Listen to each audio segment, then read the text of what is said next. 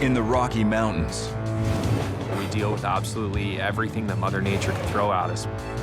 Lethal rock slides. There's plenty of other rocks that are waiting to come down and smush us. 23,000-ton trains. If I start to power up too quickly, I can rip the train apart. And deadly wildlife. I hate snakes. Wreak havoc on the Canadian Pacific Railway.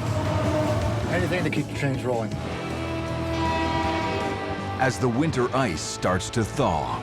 Not landed on them, that'd be game over. We gotta get this baby moving.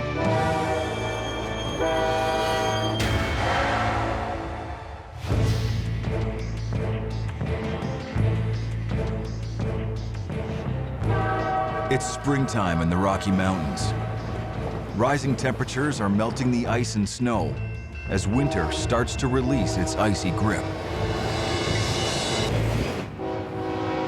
Spring, things happen usually a lot more quickly. Things do have a tendency of going from low concern to, oh my God, this is a panic and emergency in 24 hours.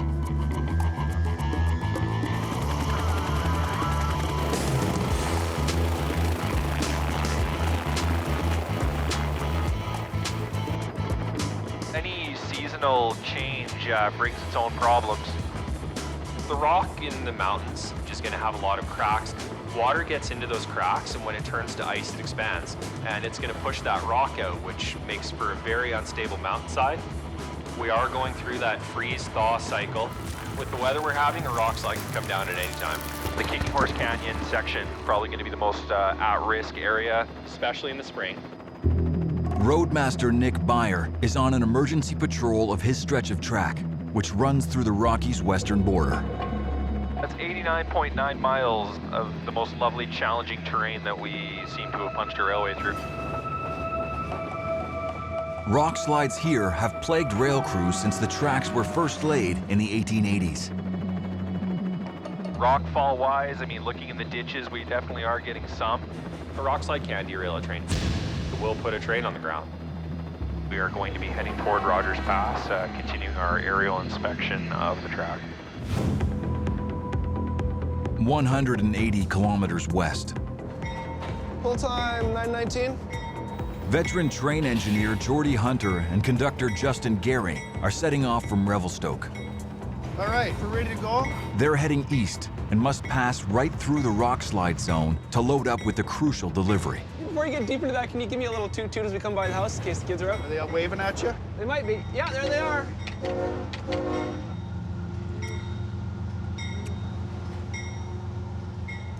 All right, that was my wife and kids and dog. Was the dog waving? No, only wagging her tail. Does that count? Sure.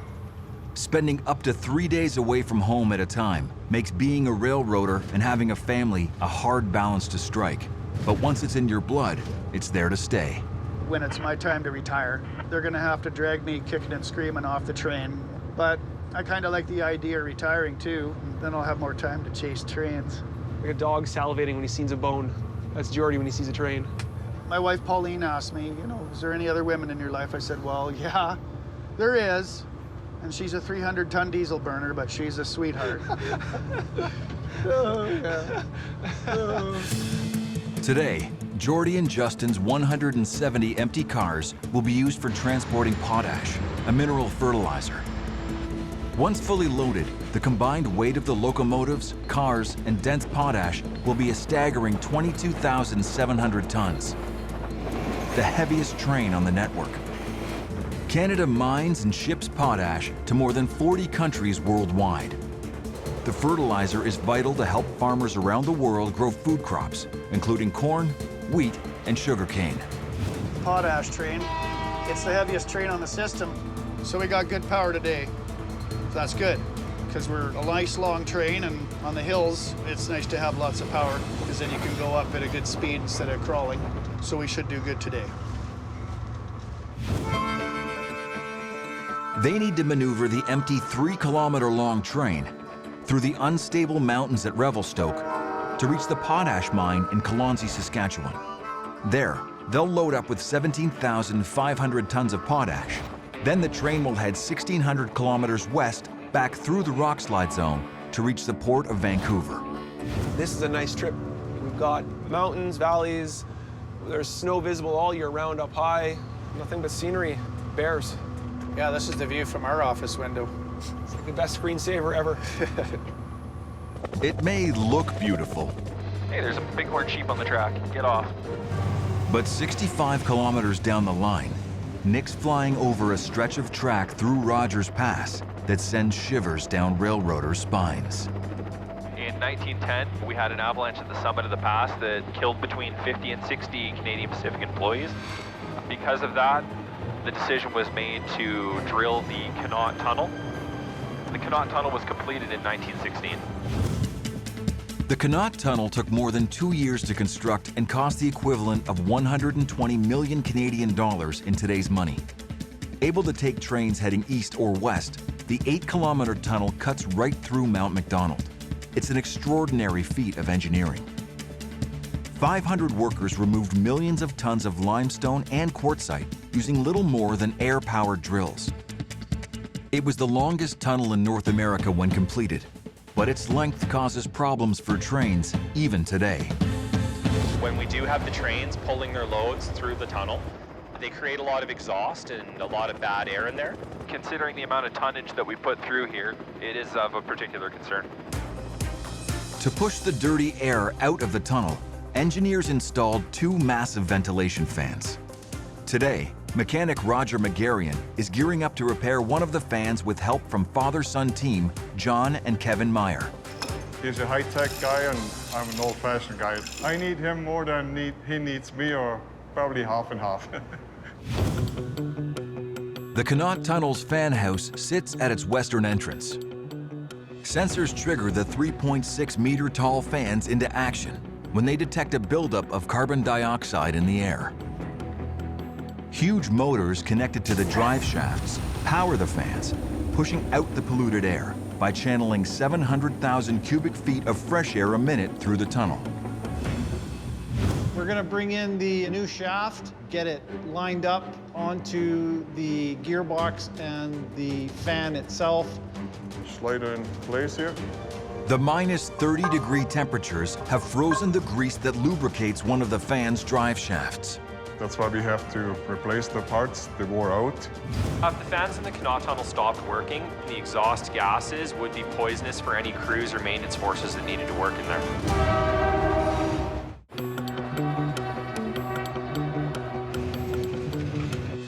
That's going on the bolt. It's looking good. At Rogers Pass, mechanics Roger, John, and Kevin are working above the live train line inside the fan house of the Connaught Tunnel to repair its ventilation system. If things go very badly, it could mean new gearbox, new couplers, new bearings, new job. We may lose our 100-year-old fan and have to get it replaced. Every job in the railway is important to keep that freight moving. I am using a grease gun to make sure it is full. We need 5 tubes total in there. 5 tubes of grease, and I'm only on tube 3. And I do want to get home for dinner tonight. They want to test the fan before Jordy's train hits the tunnel. We all filled up with grease. I am starting to put the auto lubers onto this gearbox. I set it for 6 months. The grease Roger has pumped inside the shaft will slowly squeeze out over time. Auto lubers top it up, That's why they call it auto luber. but they'll have to wait to run the test. The train is going by, so we have to wait till the train is through the tunnel. That little speck of light down there is about 5 miles away. We cannot test the fan right now because the train will push the air in reverse. It's just like using a plunger. So we'll suck the air through the fan and we'll start rotating it. Right now, you can see it outside, and we have to wait till it stops. That surely is the proverbial light at the end of the tunnel. Yeah. 500 kilometers west of the Connaught Tunnel in North Bend, British Columbia. Everybody off the bus. Off the bus. Jimmy Taylor is gearing up for his first day laying rails on the steel gang. So it's just everyone's here. He's been transferred here following disciplinary action by Revelstoke Roadmaster Chad Deschamps. When you come to work, you got to be focused. I'm f***ing serious. I'm worried about you.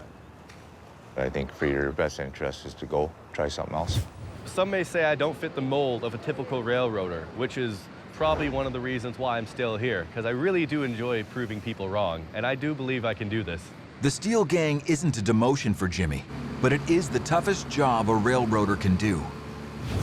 Every inch of steel track was laid by hand before modern machinery. It was sweaty, brutal, physical labor.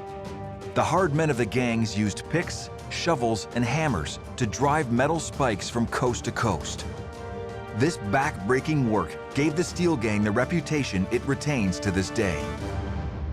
Nice to meet you. How you doing? Foreman Kyle Hygus runs this 38-strong crew. This is huge compared to what I'm used to. Yeah, so this is our crew over here, Steel Gang. Welcome back. Hopefully everyone had a good weekend. On the first day of the shift back, that's usually the day where things happen. So we all need to get refocused, make sure we don't have any incidents and whatnot. So let's hop in our machines. There's 3 pullers at the front of the crew there. You can hop in one of those. Cool. Awesome. Thanks, Kyle. Thanks a lot. A little overwhelmed, I'd say. I didn't think it'd be this big. 23-year-old Michaela Buchanan takes Jimmy to today's work site, where they'll be replacing tracks damaged by snow, ice, and heavy trains. I'm just not familiar with like the etiquette, if there's like anything I'm supposed to or not supposed to do. So that's kind of what I'm worried about so far. You haven't been on Steel Creek. I've never been on any crew except for section. Pretty much everything out here is a risk to anyone. Rocks are a risk, slipping's a risk, the rail's a risk, all the machines are the risks. Another person with a hammer's a risk. I heard this is rattlesnake country too. Oh yeah. Great, I hate snakes with a passion. I'm just gonna keep my head down and kind of go with the flow, figure out how everyone else works, and I'll try and work like them. My new best friend. Jimmy and the steel gang will need to replace thousands of meters of rail throughout the spring to keep Canadian Pacific's trains rolling.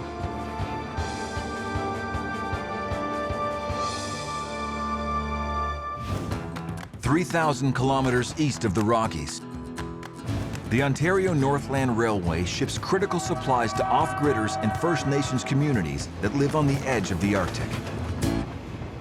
There's pretty much 2 ways to get supplies or people back and forth, and that's plane and train. In Cochrane, Ontario, yard foreman Jay Falldien is gearing up to send the Polar Bear Express 300 kilometers north to the last spike in remote Moosonee. Not too many planes that fly up north can haul the sort of things that we do on the trains. It's a lifeline, for sure, because if for some reason the train doesn't run, they'll feel it up north. 21, good to go on time.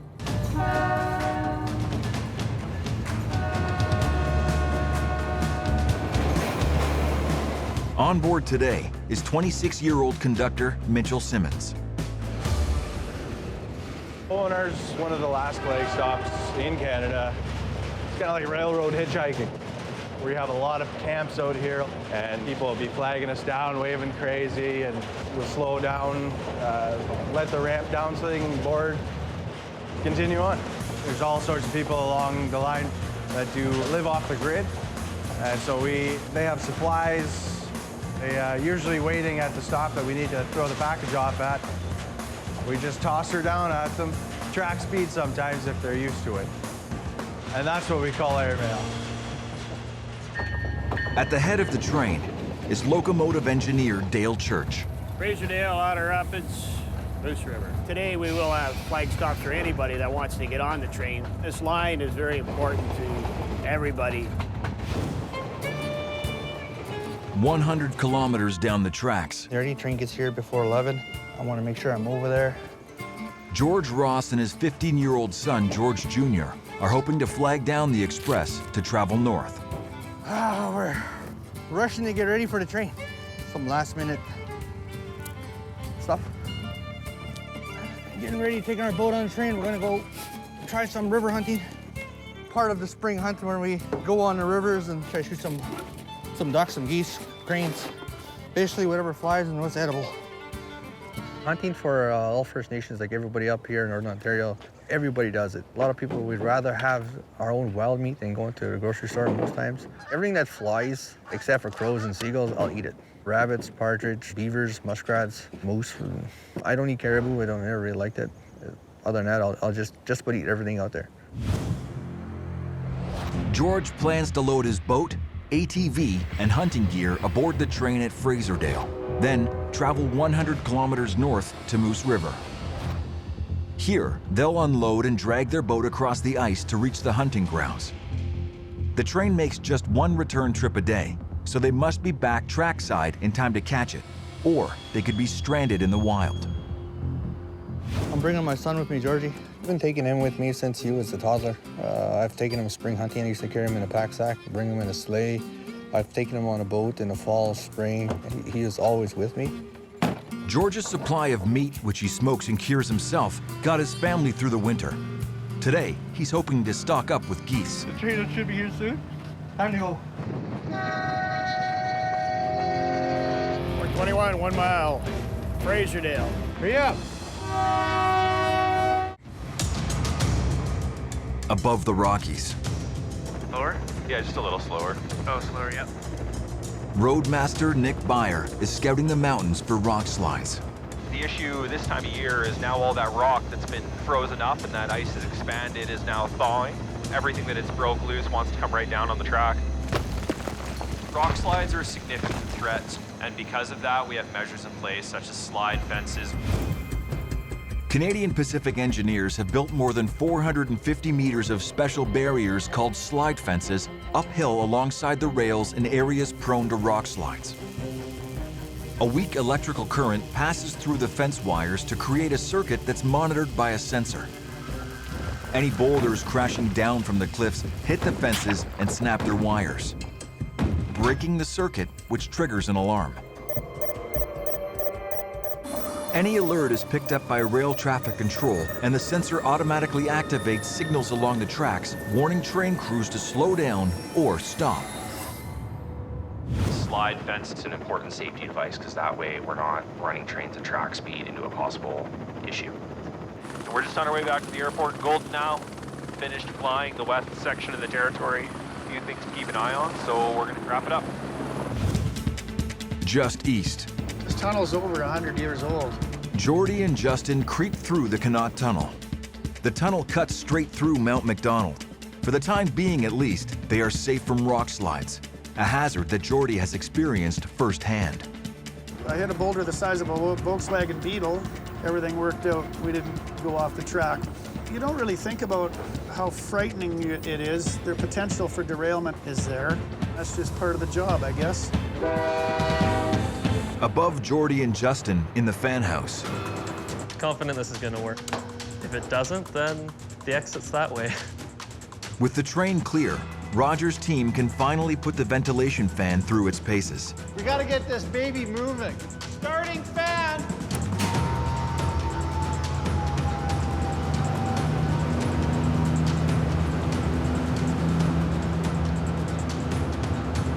Is that good for you, John? Put it on automatic, we're out of here. Okay. Job done. Jordy and Justin make headway to the potash mine in Kalonzi, keeping a close eye on the train's 170 empty cars. 8740 east out. Most of the radio procedures are left to me. He's busy driving a train. Well, he's got, 2 miles of train doing this and this and this and this. And he's trying to manage all that at the same time, so he doesn't need to be dealing with talking to anybody on the radio. I tell people where we are, he pushes the levers forward and backwards and makes us go there. He's the boss of the engines, I'm the boss of the train. That's right. With their train finally at the mine,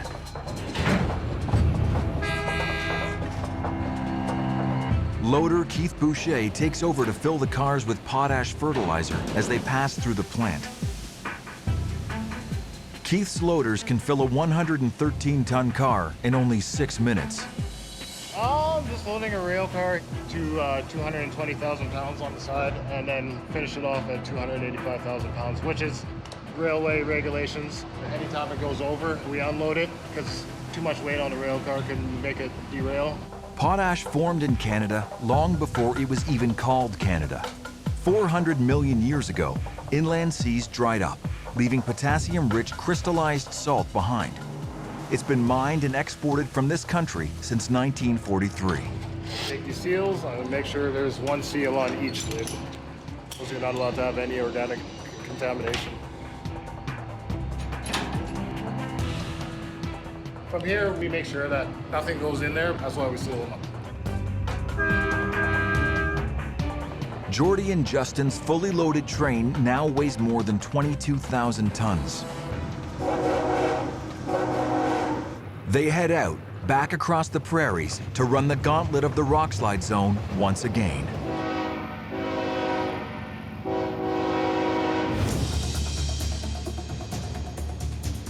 In northern Ontario, the Polar Bear Express closes in on George Ross's camp. We help them out, get the stuff on and off as quick as we can so we don't delay the train, and they're happy, we're happy. I'm hoping to shoot quite a few birds. I don't like holding up the train crew too much. I've done in the past quite a bit. Georgie, my boy, to flag your train down. I see George Ross up there. Must be him. See him flagging there? 6 cars.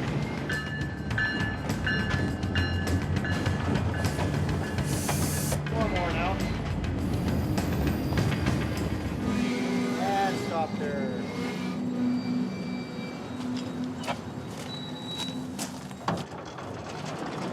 The trainer here is pretty lenient on what you can put on, and a lot of times they'll give you breaks. If you get to know the crew, like me, I've grown up with most of these guys and they all know me. You don't worry about having to take stuff on the train with you. Spring may be in the air, but the weather here can change in a heartbeat. We like to keep track of where we let people off and on, and usually when they're coming back and that. So this is where we use the board. We just put it here. So Moose River, and I usually mark down a boat and an ATV. Hunters sometimes stay out in the bush for weeks at a time. Wayne's checklist is a potential lifesaver. If someone fails to show for a pickup, he knows something could have gone wrong. We're gonna stay in the water along the edge. I'm not gonna go in the river yet. I didn't bring my big motor. Oh, yeah. I just want to try it out. After 2 hours, the train pulls to a stop at Moose River. It's an area George knows well. My dad and all my family members worked on the railway, and we grew up along the line from Gardner to Moose River to Moosonee.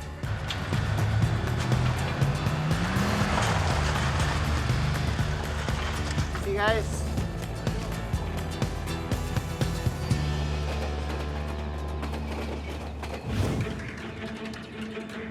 West, in North Bend, BC. Did I get your name? No, Jim. Travis. Nice to meet you, Travis. Call me Wizard if you like. Wizard? Yeah. Why do they call you a wizard? Well, I'm a magician, you see. Oh. Jimmy gets to work on Kyle's steel gang. I'm gonna keep the magic on the down low until everyone gets more comfortable with me, but I'm introducing myself as the Wizard. There's no time for Jimmy to get up to his old tricks.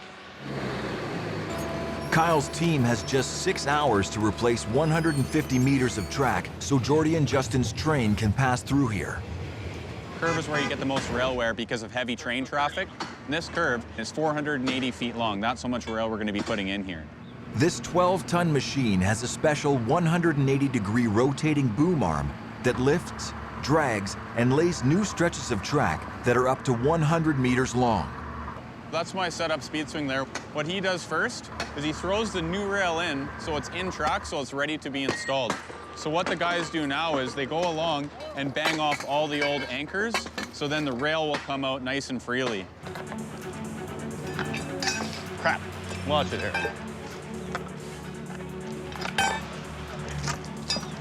Jimmy? Yes? When he throws the rail out like that, before you go close to it like that, you always want to watch and see where his boom is. Okay. 'Cause if he's close to grabbing it, when he throws it out up there, it can move back here because it's a long piece, right? Okay, I see. So you always want to have good eye contact. Never get too close to that. Sure.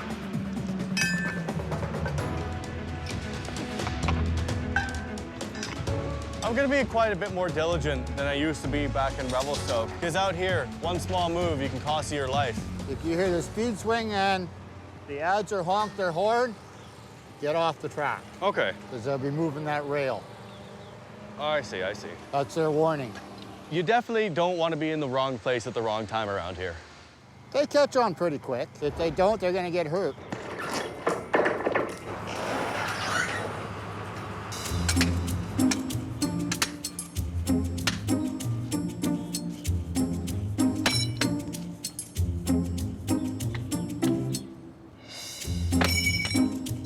bucks.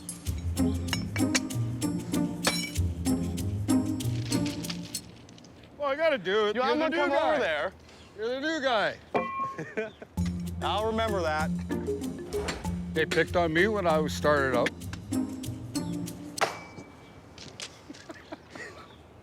Really? In Golden, Roadmaster Nick Byer has arrived back at base from his aerial survey. But one of the Rockslide fences has triggered an alarm. Anytime the slide detector fence comes down, it's a concern. East end of Glen that particular rock face is unstable at the best of times, just based on the geology. Jordy's train needs to pass through Glen and Kicking Horse Canyon. It's a high potential to be something big right here. A train could derail.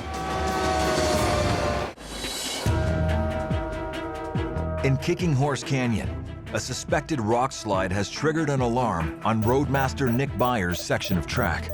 I have actually seen rocks and rock slides that do pose such a significant danger to the passage of freight. We've stopped all traffic.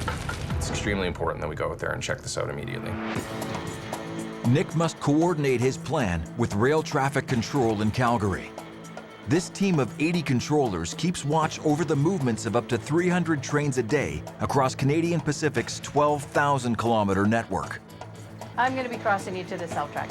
We coordinate and are intimately aware of every train movement that happens between Calgary all the way to the coast. RTC answering, over. It's a massive undertaking. Our level of safety is the same as we would expect from, for example, an air traffic controller. Here's the Mountains of RTC with the emergency call, Cliffside Channel 1, over. All right, so you can show me clear subform protection on 129, 129. We're heading up to the Kicking Horse Canyon, investigating the slide detector fences being down. We could have possible rock fall, and we're just going to make sure that it's not an issue for train traffic. Give me a minute to do some counting. I will need you off the track at 12 o'clock, please. 12 RTC out. Rail traffic control gives Nick just 1 hour of track time to investigate the rock slide. Ahead of us on track is the supervisor of track inspection, Hal Porter. This is his territory that he inspects twice weekly, but most of the time he's out there 5 days a week, keeping an eye on things. Seeing nuggets there between the rails that come down. Wasn't there the other day. Track time's so precious out here that we just keep going. Like sometimes I'll go home, I'll have dinner, and I'll just look at my screen, and if I see a couple hour, big gap out there, I'll say, holy smokes, there's 2 hours of track time out there. Well, I'll just come back out and get some of my work done, get some of my inspections done, take advantage of track time whenever I can get it. And that includes weekends as well. I don't know how my wife puts up with me sometimes. Anything to keep the trains rolling. En route to the slide fence, Up our stopped at 20.3 there, Nick. they spot another hazard. This rock probably came from a couple hundred yards above us, and if that landed on you, it hurt.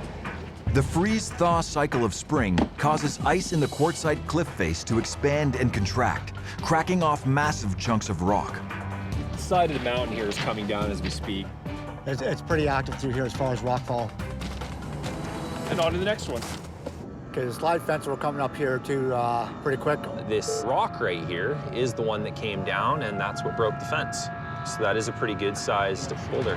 It took out 1, 2, 3 wires, and that would be the reason why the slide fence was tripped. This fine piece of quartzite right here came out of this rock face probably 200-300 yards above our heads, where there's plenty of other rocks that are waiting to come down and smush us. But obviously a rock this size is a major concern, because that on the track, high likelihood of a derailment.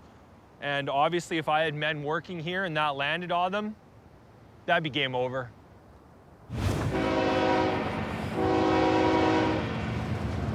This is the most northerly point on the main line.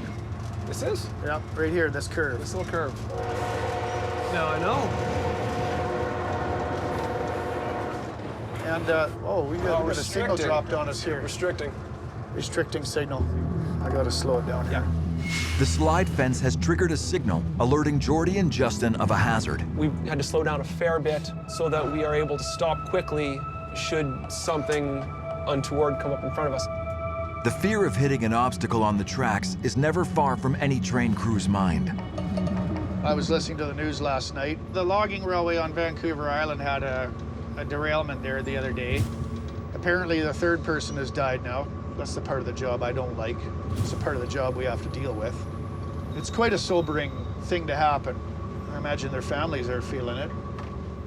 You know, what caused that derailment? Was it weather factors? Was it crew factors? Was it public doing something? You don't know those things right now, and when bad things happen, they happen in a big way. 30 kilometers ahead of the train. Now, this is one of our most active slide zones that we have here. We get a lot of debris that comes down. A lot of rock comes down every year. This is for sure the culprit. So, mystery solved on this slide fence. I'll send a crew out here and they'll repair this. Let me know when you guys are on the move again. I'm not sure if I get any more time. I got 10 minutes left. We're pressured for time. We got to get going. Go ahead for RTC. CPE Supervisor Track Inspection, Hal Porter, Roadmaster Nick Byer on 13, over. And signal 274, 274, Glenorgle East. We got a potash train coming. We got to get out of the way. With this section of track safe to pass, Nick and Hal clear the line. That signal was a limited clear. I think it might be the train. Everything runs on a schedule. If I delay a train by an hour, that might make it 1 hour late for its port arrival in Vancouver, which could lead to a ship being delayed. So we need to make sure that we're not delaying trains when we're doing our work.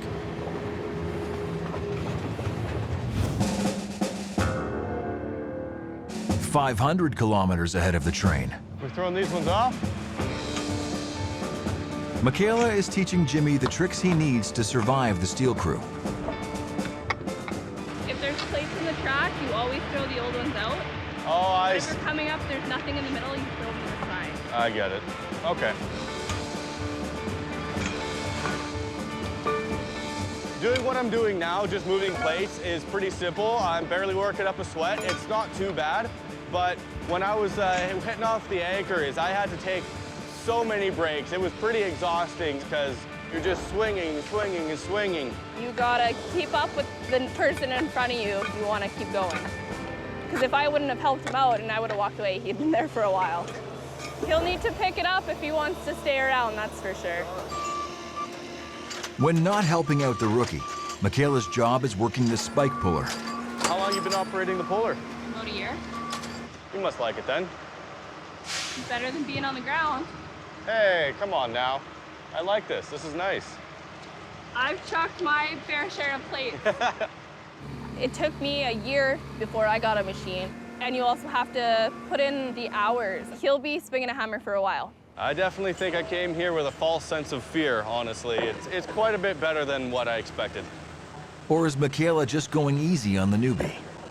He'll be working like a dog tomorrow.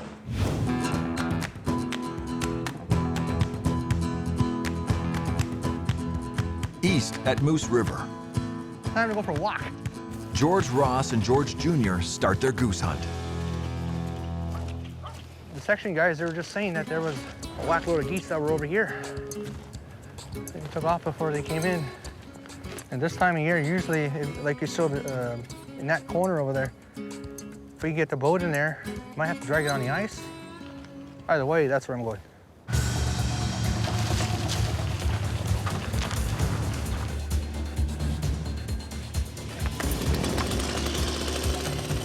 I'm gonna cut this tree that's in my way.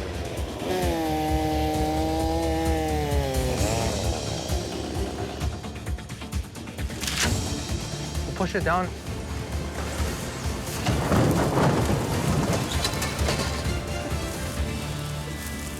For me, hunting on the river with my son, I'm very cautious with it. For instance, you see how quickly the water rises, how quickly the ice moves, and how much power is behind it. It's very unstable. A lot of hunters, they don't hunt along the shore like that. It's just too dangerous. It's the worst time of year to fall in the water. You fall in there, within minutes you get the hypothermia, basically you're finished.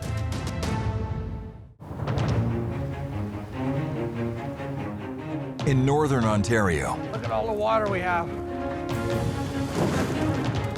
George and his son fight the ice to set decoy geese to lure in their prey.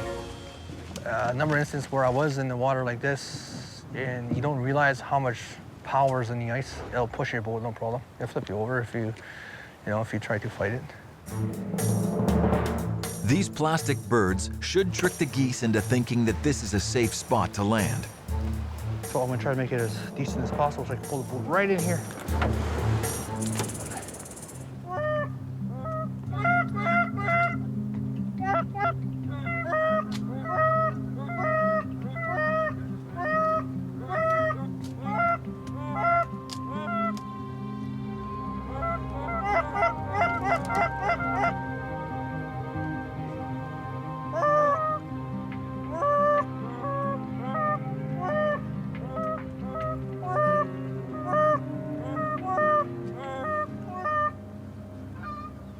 Same one there.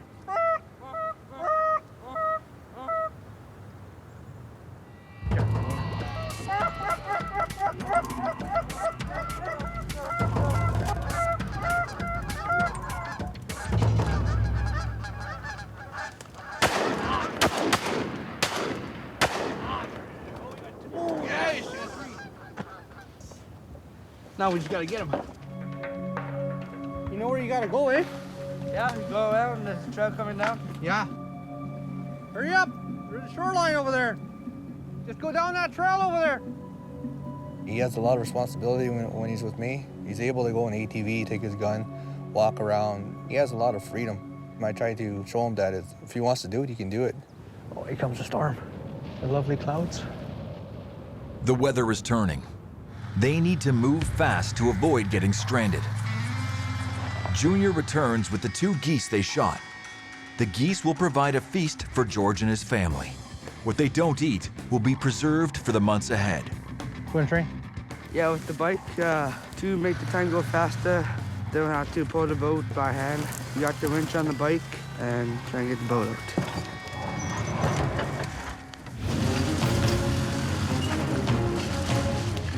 Feels like November. It's April, end of April. Yeah, springtime's really odd, yeah. The weather changes so fast. We gotta put everything away, reorganize, wait for that train.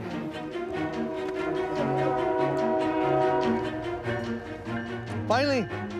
Cold. I wasn't expecting winter.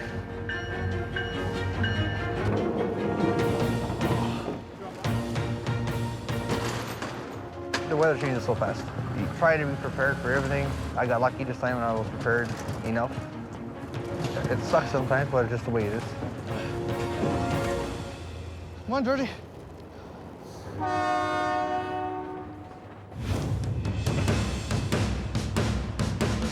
Jordy and Justin's potash train has safely made it through the Rockslide zone. RTC, our length is 9855, 9855. Give your notice as well, please.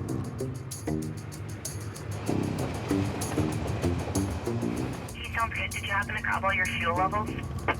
3771 on this one. We got 3771 on the leader here. We did not get fuel levels in the rest of the train. Probably have to get you to stop somewhere and the rest of them. Before the final 500-kilometer trek to the coast, they need to make a pit stop to check that the train's 3 4,400 horsepower locomotives have enough gas. Yeah, you bet. We'll figure that out when we can for you. Thanks, 8740 east out. Are you soon? I am going to go back to the second unit. So let's go check it out. The locomotives are spread along the length of the train to even out the pushing and braking power. We're on the pusher unit. I checked the fuel level, 3,480 gallons. So that's good. Doors are locked. Keeps the hobos off the trains. Fuel checks done, they need to restart the 22,700-ton train on a hill. No simple task. So there's a bit of a different train handling procedures on the mountain. I always like to make sure all my locomotives are loading before I release anything like brakes or anything. This is where bad things can happen. Jordy's head-end locomotive remotely controls the 2 other engines along his 3-kilometer-long train. Radio frequencies send his commands to the support engines instantly. Jordy needs all 3 engines to work in unison to successfully start the train in the mountains. If the head-end locomotive pulls while the rear engines still have their brakes on, the car's connecting knuckles will snap. I'll let the train come to me. That way I know the brakes are releasing, because if I start to power up too quickly, I can rip the train apart. We don't want that. We want Jordy to drive it as well as he can because knuckles break, then I get to carry a 80-pound chunk of metal from quite a distance usually back to go fix the broken part.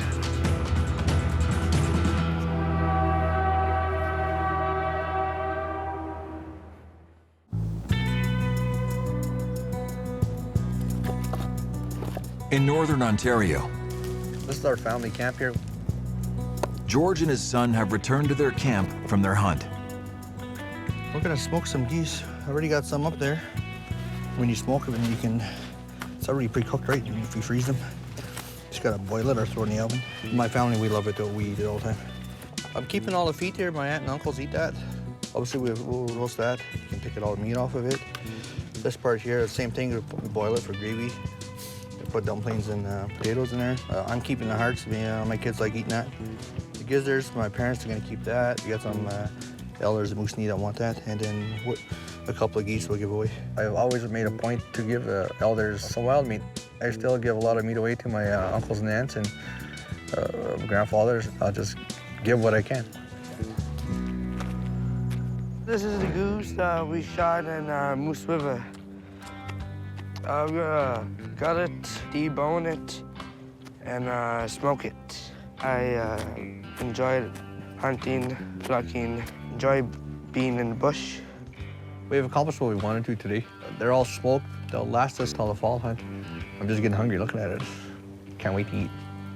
I feel way more at home when I'm out here. A lot of people think it's a lot of work, but for us, it's the norm. We always do it. We've always been doing it and always will. But the bush life is the best life to have. It's simple and safe.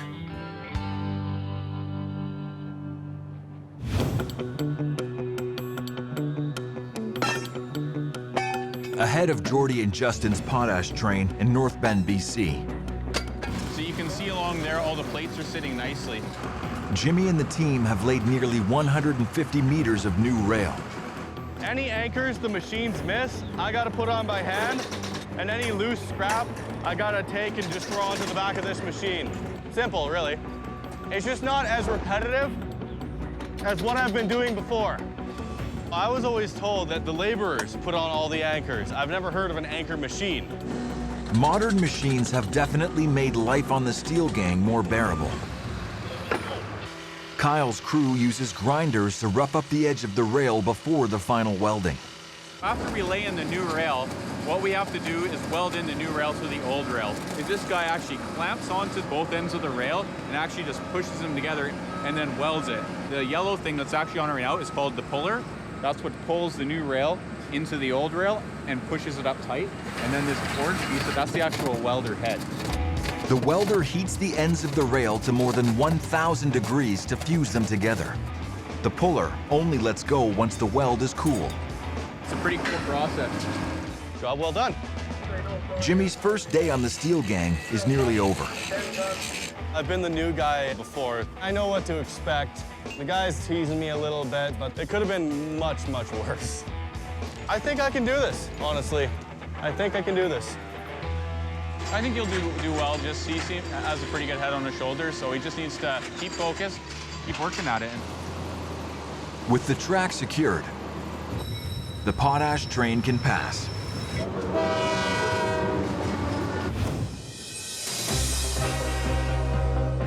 Jordy and Justin have successfully hauled their 22,700-ton train back through the unstable mountains. That's it. We're done. Another crew takes the potash to the port of Vancouver. From there, ships will transport it to China and Brazil, where it will be used to help farmers grow essential food crops. The team has taken on tunnels and rock slides This is for sure the culprit.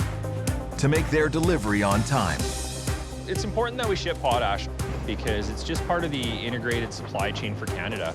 Saskatchewan mines the potash, we ship it across Alberta, we ship it across British Columbia, we put it on ships at the port and it goes to its destination. It just keeps all of Western Canada moving. Next time, a gigantic 210-ton load If it is excessively too big, then Plan B would have to go into effect. piles the pressure on the rail crews. We are way off here. Son of a... Watch your fingers. There's no let-up. If a car like that goes around too tight of a curve, it can pop off. As this journey pushes the teams to the limit. Something's not lining up right.